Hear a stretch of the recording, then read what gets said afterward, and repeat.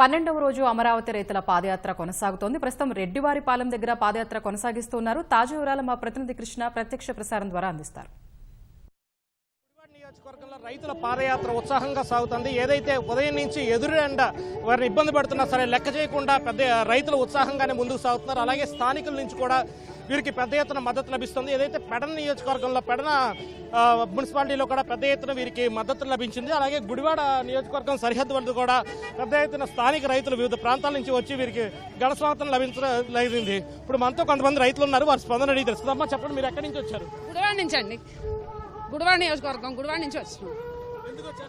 రైతులకి మద్దతుగా వచ్చాం. అమరావతి అంటే ఇష్టంతో వచ్చాం. పెదపారిపూడి మండలం పెదపారిపూడి అండి. పెదపారిపూడి అమరావతి టు అరసవల్లి దాంట్లో సంఘీభావంగా పామర్ నియోజకవర్గం అండి. సంఘీభావం తెలుపుతానికి మేము అందరం ఇవాళ రేపు ఎల్లుండి కూడా గుడివాడ వరకు మేము అందరం ఉండటానికి నిర్ణయించాం. ఏలూరు జిల్లా వరకు ఉంటామండి. ఏంటి మేము గుడివాడ పక్కన దొండపాడు రైతులు. మేము జై అమరావతి ఒకే అమరావతి కావాలని వచ్చి ఒకే రాష్ట్రం ఒకే రాజధాని ఆంధ్రప్రదేశ్ ఒకటే రాజధాని మా నినాదం అది. అమరావతి సెంట్రల్లో 13 జిల్లాలకి సెంట్రల్లో ఉంది.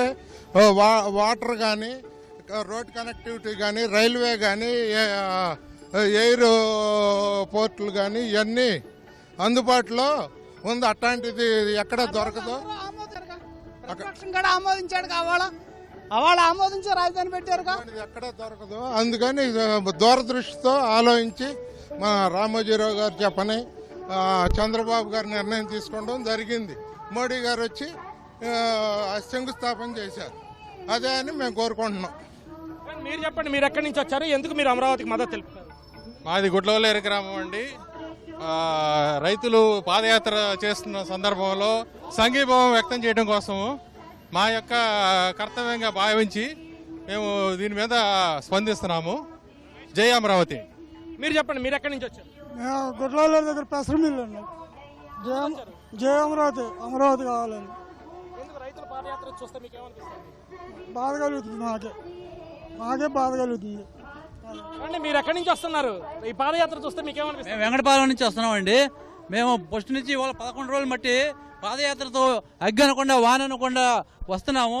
మాకు జనము బాగా నేరాజనం పలుకుతున్నారు. మేము చేసే పాదయాత్ర సుభిక్షితంగా జరగాలని ఆ వెంకటేశ్వర స్వామిని వేడుకుంటూ ఈ పాదయాత్రలో జనాభా వాళ్ళకి మేము అందరికీ కృతజ్ఞతలు చెబుతూ ఈ జై అమరావతి, జై అమరావతి. స్థానికుల నుంచి వస్తున్న స్పందన చూస్తే ఏమనిపిస్తుంది? అమరావతి మహాపాదయాత్రకు అన్ని నియోజకవర్గాల నుంచి మంచి స్పందన లభిస్తూ ఉందండి. ఇది మామూలుగా 29 గ్రామాల సమస్య కాదని చెప్పి మొదటి మహాపాద నిరూపితమైంది. ఇప్పుడు కూడా మేము సెప్టెంబర్ 12వ తేదీ ప్రారంభిస్తే మామూలుగా రోజు తాడికొండ, తర్వాత మంగళగిరి, తెనాలి, రేపల్లె, వేమూరు, రేపల్లి నియోజకవర్గాలు, గుంటూరు జిల్లా, బాపట్ల జిల్లాలో ఘనస్వాగతం పలికారు. జనాలు నేరాజనాలు ఇచ్చారు, హారతులు ఇచ్చి పూలతో స్వాగతం పలికారు. దాని తర్వాత కృష్ణా జిల్లా ఎంటర్ అయ్యాక అవనిగడ్డ, బందరు ఈరోజు మామూలుగా, అలాగే పెడన నియోజకవర్గంలో కొనసాగి ఈరోజు ఇప్పుడు గుడివాడ నియోజకవర్గం కొనసాగుతూ ఉంది.